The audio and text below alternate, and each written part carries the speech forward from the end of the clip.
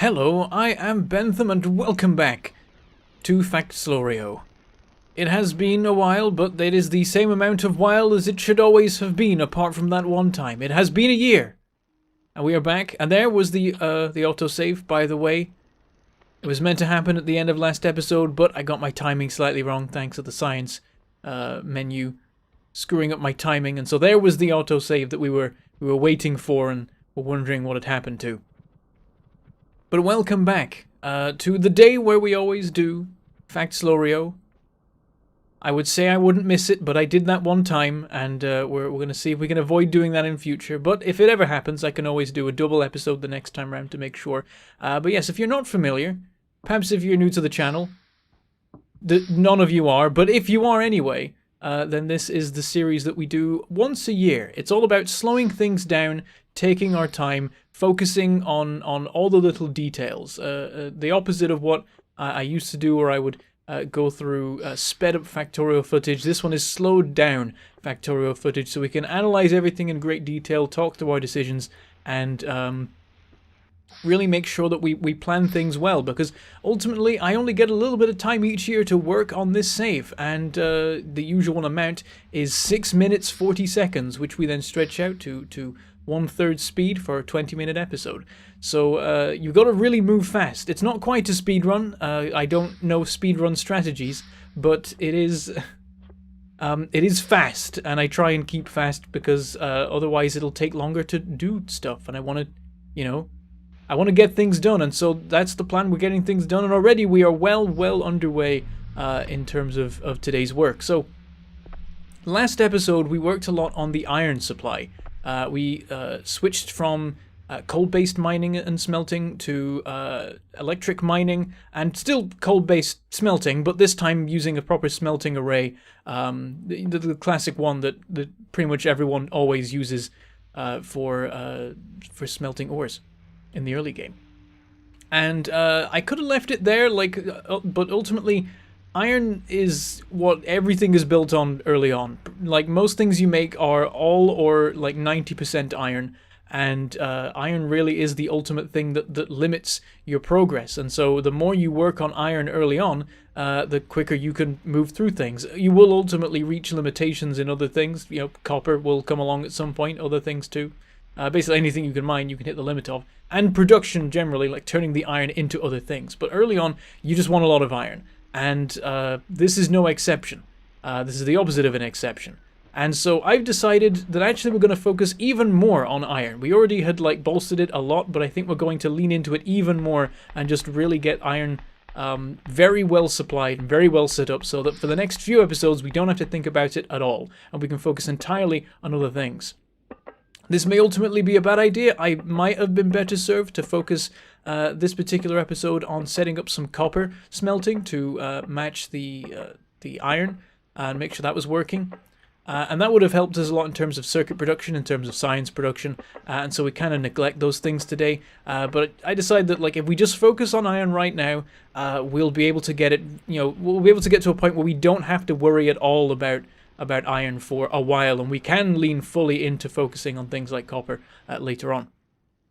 Before we can get into it, though, we need to focus on power, because we were starting to come towards the limits of our power supply as we switched over to electric mining for iron, and today's expansion would likely have us hit or exceed that limit. So I start by using what iron I do have to hand to double up the power supply. Just 2 of everything, an extra 2 boilers, an extra 4 steam engines.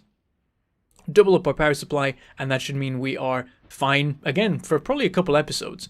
There we go. And so yeah, I'm just running up and down the belts. Did that to start with to get the supplies to set that up, and now I'm doing it again, so I've got supplies for just anything else. And already it's much better than before, but still it seems like the production square is using up everything that goes in.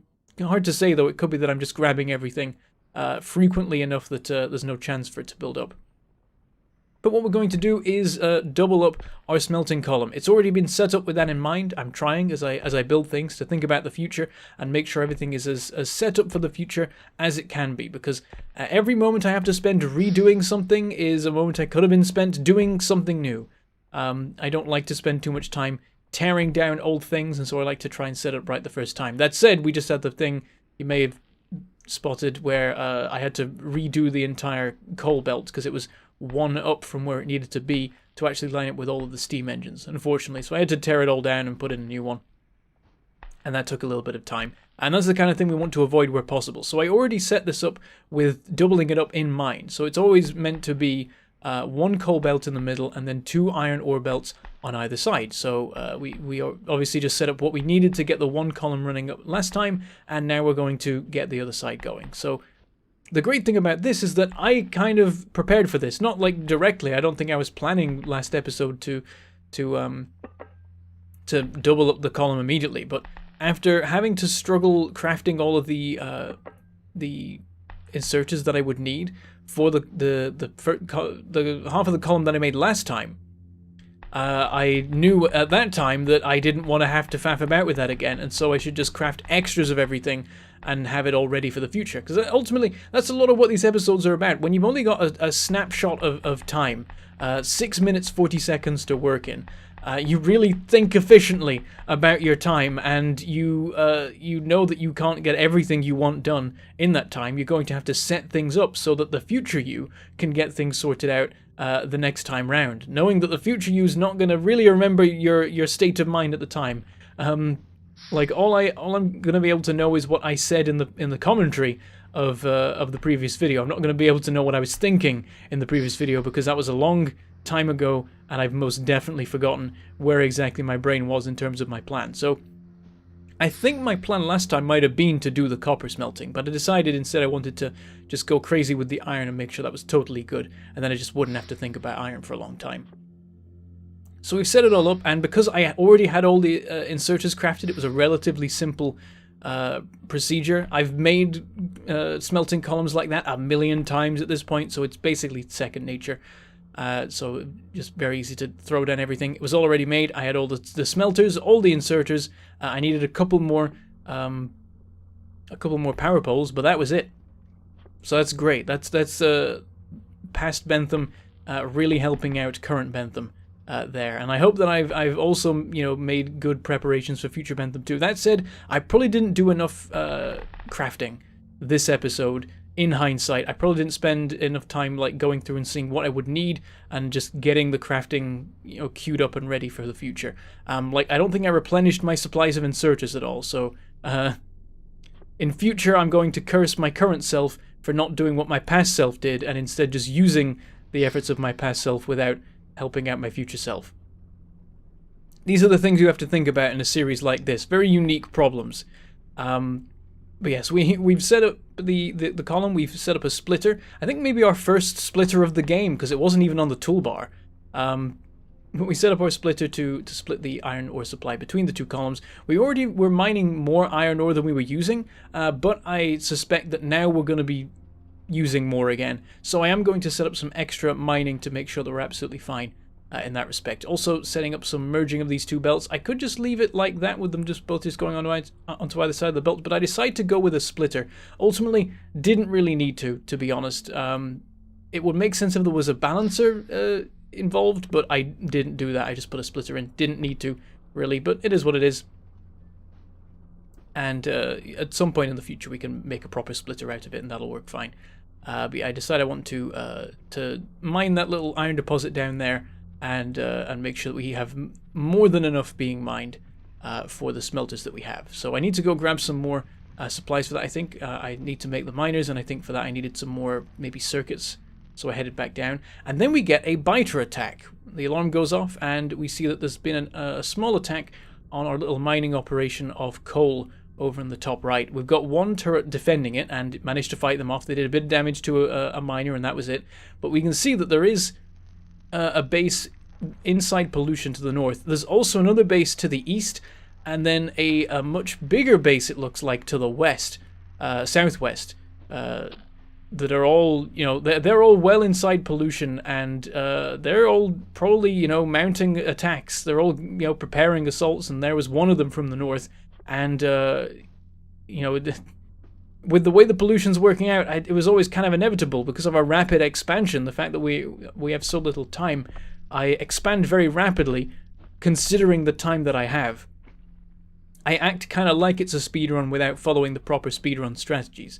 And so it means that the pollution's growing rapidly, reaching the biters quickly, and they want to respond. And because I only have 6 minutes, I'm kind of busy working on the factory and not doing anything about the biters that are all, launching attacks. So it's becoming a problem as time goes on. A few years ago we had our first attack, and already we're now at the point where there's a lot of different bases that have their eyes on us. And there's another attack, once again on that coal deposit. That time that came from the base to the east rather than one to the north, and they went straight for the turret this time, and they did some damage. And they're working through its ammo supply as well. So it's not good. We have to really start thinking about not just defense but offense, and dealing with them. We've dealt with the biter base before, I think just the one time, but we're now at the point where there's 3. We've cut off the head, and there's 3 more have taken its place, and we're gonna have to do something about it. But in the meantime, we're setting up this little mining operation here, and I'm just trying to kind of very densely mine it, so I don't have to worry about it again. If I need more ore later, I don't have to be annoyed with myself for not putting the miners in a more dense pattern. And this is that's actually a pattern that I've started using in recent times. Like when I first started the series, 7 years ago, I never used this particular arrangement. But having the power poles in line with the belts is quite a nice system that I've started to adopt later on. That works perfectly for a scenario like this, where the miners are right up against the belts for our smelters, and so it would interfere with the positioning of the power poles. It also means you use less, 3 power poles to run all 10 of the miners. It's a pretty good deal. And considering that our wood supply is a little bit thin, it's good to try and save power poles where we can, because there's just no trees nearby, really. And that's a problem in a lot of different ways. It also means that the pollution's just racing straight across this basically desert, and hitting, it's going straight for the biter bases. Nothing is holding it back, and I hope that there's trees further beyond. Who really knows? So we're finally at the point now where the iron supply is actually building up on this belt here. And we've got more than a half belt coming through, it would seem. And so I start setting up a buffer system. But I'm kind of limited in what I can do right now. It's just a basic inserter feeding into a wooden chest. That's all we're capable of at this point. I haven't unlocked fast inserters yet. And actually, I kind of made a mistake. Early on, we completed a research. I believe the research was electronics, which doesn't have anything in and of itself, but unlocks a couple of other researches, including fast inserters. In hindsight, I think the reason I researched that was so I could immediately go into fast inserters. You can probably even find me saying it in a previous episode. And what I did when that research was done was I instead picked steel axe. I didn't actually mean to. I thought I was picking steel. That's the thing. I'm rushing.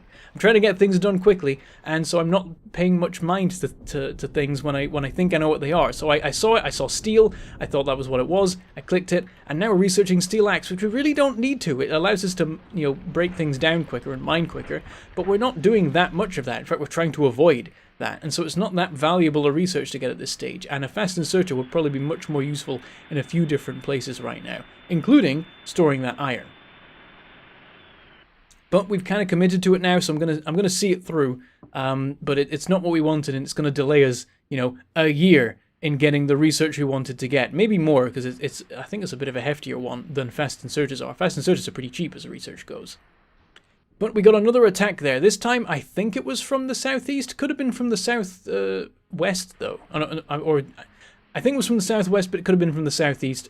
Or it could have just been from the east. But either way, it was a hefty one. It did some serious damage. It did a lot of damage to that one turret. And the turret ran out of ammo.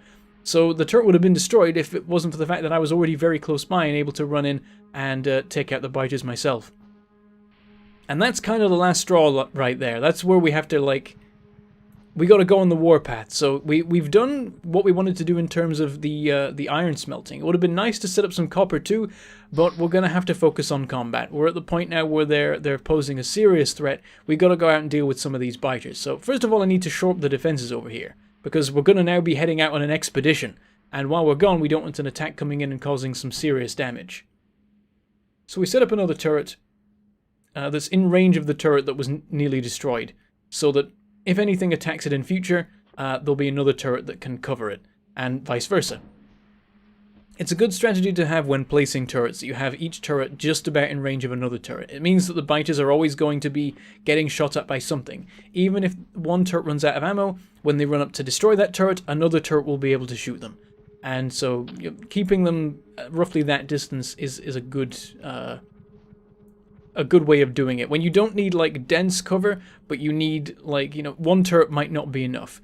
Having just a network where every turret is covered by another turret is a good bet, especially if like it forms a chain, because then the biters will just keep moving along the chain and always be being attacked by something, and eventually they'll die.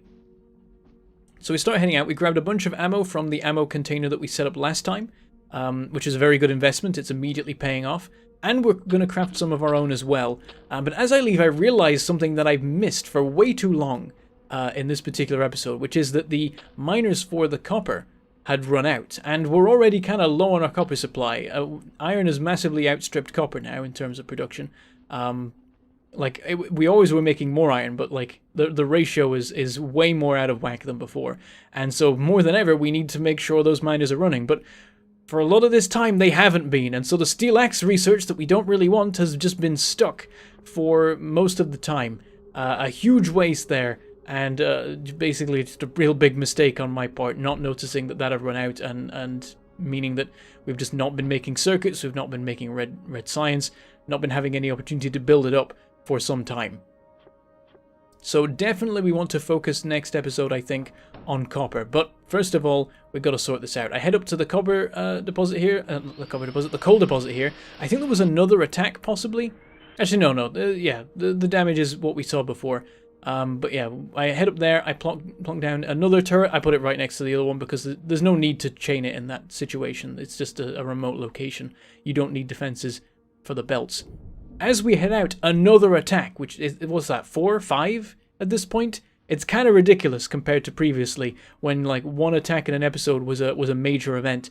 Now they're coming thick and fast. We gotta deal with this. And so we're heading out. And this is going to take up the remainder of the episode, unfortunately, because while we have 3 minutes left in the episode, that's 1 minute of game time. So, yeah, I decide that we have to make this commitment. We have to commit to heading out there and just dealing with at least some of the biters before we continue with work in the factory, because it's only going to get worse, and it's a slippery slope. You can get to a point where you're putting all your resources into defending against the biter attacks, so you can't go out and actually deal with the biters head on. There's the evolution to worry about as well. At some point they're going to evolve, though I guess that's going to take a while because time is one of the key factors in evolution. But absorbing pollution also affects biter evolution, so there is a danger there too. But then also killing bases is a very large contributor to evolution. It's kind of a lose-lose. Either way they're going to evolve, but we want to just deal with them. We want to just stop them attacking the base for now, so that if they do evolve, they evolve nice and far away from us. We don't have to worry about it. So we head in, we take out the initial wave, of course, and then once that's done, we can start working our way through the actual base. Unfortunately, our military capability is very low at the moment. We're beyond pistol, we're onto SMG or whatever it is, machine gun, that you get after the pistol. But we're on basic ammo, and I think we're on no upgrades to damage or fire rate at the moment. So it's just a slog. We just got to slog through it and just keep at it. Already kind of painfully slow without slowing it down. So that's one of the problems. Is like there's plenty more stuff I could have talked about earlier about what we were doing. There's many things I just didn't mention because we just didn't have time to get to them. But now here we are dealing with a biter base, and there's nothing to say apart from we're shooting at a biter base. But one thing I can talk about is updates, because every episode we mention like how the game is updated, and I forgot to check. I don't actually know what version we're on right now.